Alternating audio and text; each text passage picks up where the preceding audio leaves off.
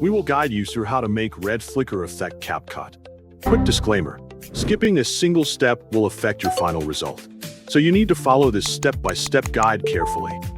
If this guide helpful, don't forget to like and subscribe. First, don't forget to comment if you still need our help or want to ask something, and we will reach you as soon as possible.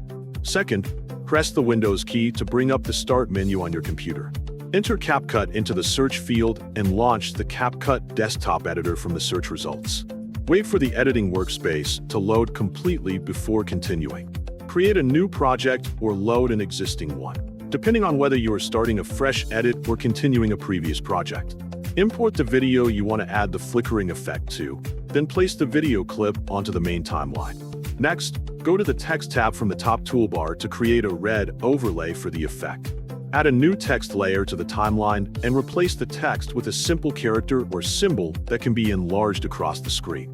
Increase the text size until it completely covers the video frame, making sure there are no visible gaps around the edges. After that, change the text color to red using the available text color controls. Lower the text opacity so the original footage remains visible underneath the red overlay, while still giving the scene a noticeable red tint. Once the overlay is prepared, open the Effects tab from the top toolbar to access the available visual effects. Use the Effects search bar to find flash and wait for the matching results to appear. Browse the available flash effects and select the one you prefer for the flickering animation. Drag the chosen flash effect onto the timeline above the video, so it can work together with the red overlay.